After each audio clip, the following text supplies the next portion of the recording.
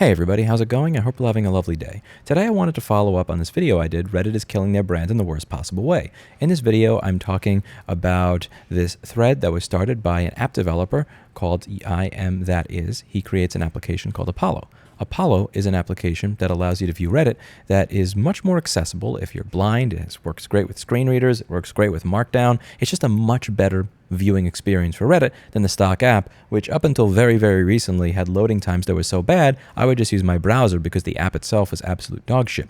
And the problem here is that the API pricing so that external applications can work, applications that help with things like moderation, or applications that just help with things like allowing blind people to take part in the conversations here, is that the API pricing is going up by a lot. And when I say by a lot, I don't mean a little bit higher than market pricing. I'm not talking about when the market price for a repair is $100 to $300 and my company charges $400. I'm talking about when the market price is $100 to $300 and my company charges $3,000.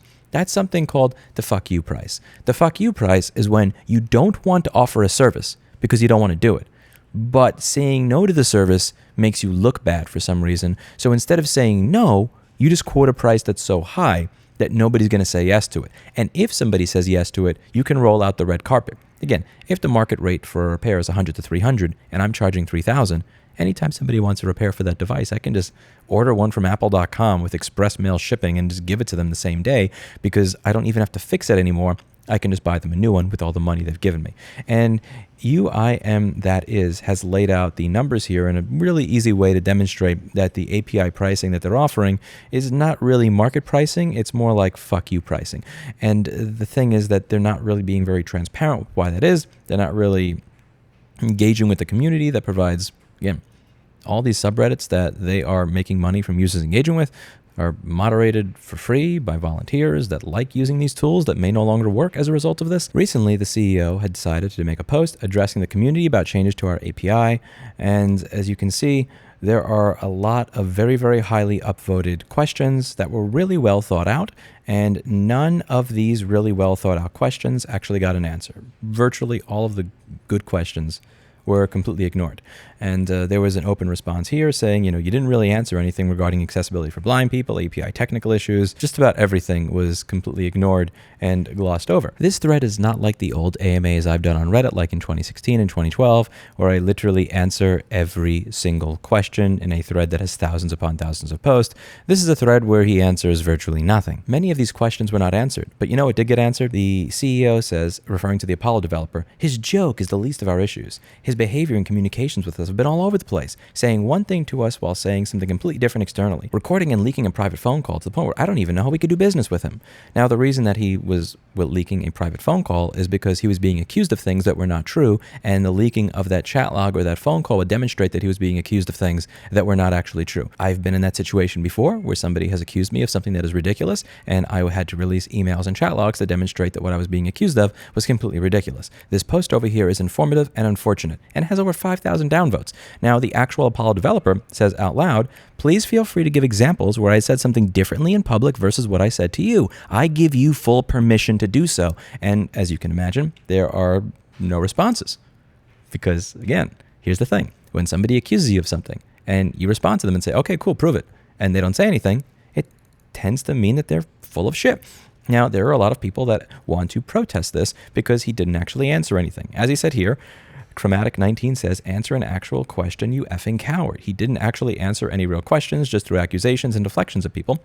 So there are subreddits that would like to restrict posting capabilities for a few days or go private indefinitely. And there are different subreddits that have different ideas on how to handle this. Some of them are saying we will restrict posting capabilities and then go private indefinitely. And some are saying we're going to have a blackout period of 2 to 3 days to protest this. Now, I want you to think about the inverse of this. What are you saying when you say that we're doing a blackout period for 2 to 3 days? What you're actually saying is that we are going to be back in 3 days and we're going to be up 362 days a year to work again. What you're saying the quiet part out loud, which is that this is not a real protest. We're not leaving. We will come back to you. No matter how badly you treat us, we will go away for 2 days, but we will come back. You can abuse us. You can not answer our questions. You can make false accusations and not back them up, but we will come back 362 days out of the year.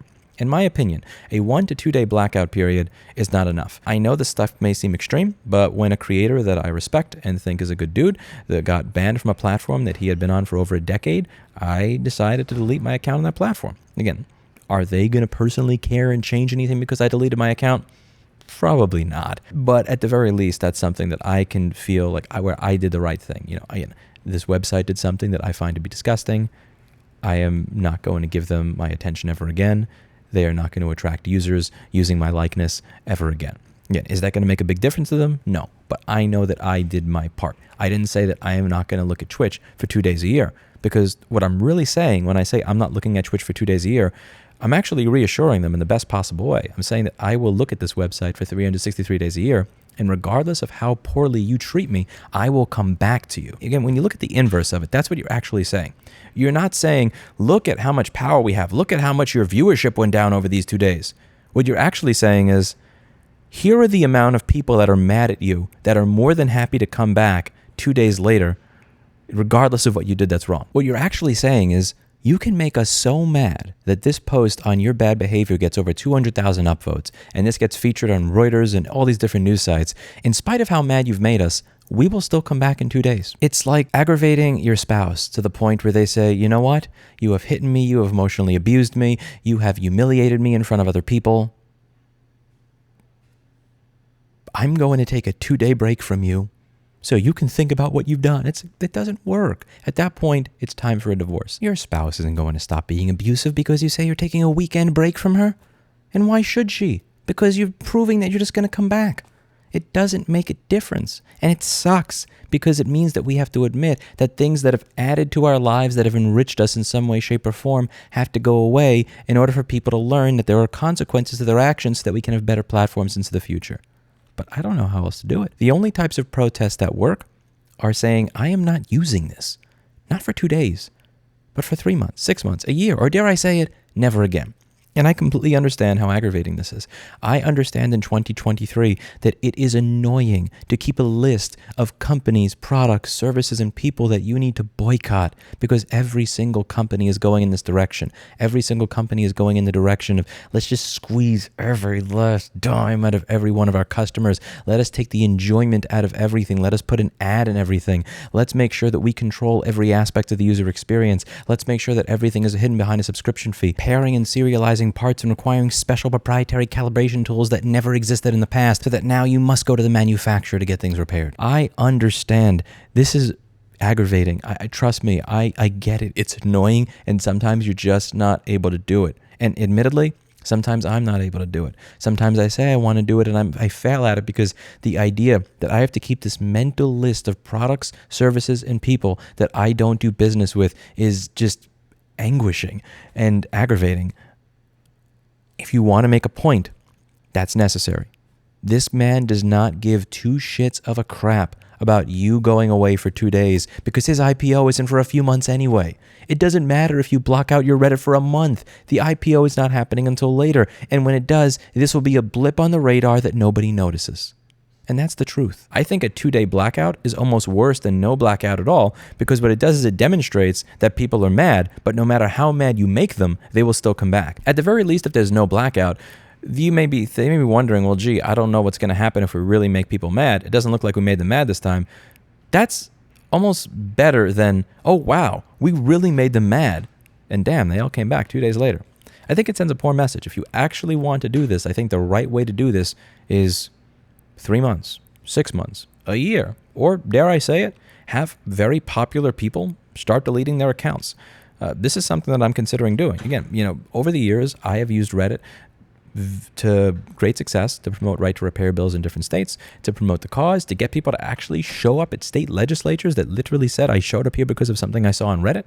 I have used this to help get right to repair bills passed. I've used this to great success in getting my cause listened to, which is why it would make me feel really, really sick and disgusted to completely throw the account out. But it's something that I'm really going through my head with. Again, there are people that make things up about me all the time. And, one of the things that I use Reddit for, unfortunately, is just reputation management.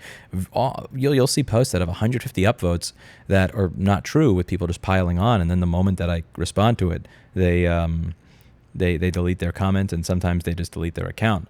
And it's, I prefer to keep my account on Reddit, but I realize that a 2-day blackout is not actually going to do anything. It's going to tell them I'm going to come back. If you're in an abusive relationship, breaking up with the person means something. Saying I'm going to protest for 2 days by going to do something else doesn't. Because it sends the message that no matter how badly the other person acts, you're always going to come back to them. And I think sending that is the wrong message. People like this that make shit up about other people like this that say garbage like this and that take no shame in it, they're not going to learn a lesson from a 2-day blackout. They're going to learn a lesson when the highest value content creators on this website decide, I'm just not posting here anymore. I'm deleting my accounts. You'll be able to see that I'm never posting again. That's the stuff that's actually going to create real change, but it's going to hurt. Because as some people have mentioned in some of the threads in my subreddit, when I look at the alternatives, I get depressed because none of them have the same variety that the front page of Reddit has. None of them really hit those news issues in the same way. None of them have that Slashdot effect that Slashdot had back in 2005 that Reddit has right now. And I agree with you. Yeah, it does suck. It really sucks starting from scratch. It sucks having all this stuff splinter off. It sucks having something that was good for a certain period of time turn to shit. But you could either admit it right now and deal with it right now, or you can deal with it very slowly over the next 5 to 10 years. There's this one saying, I'm trying to remember exactly who said it. It's in the tip of my tongue, but I don't have it. You could either pay the price right now, or you could pay the price every single day for the rest of your life.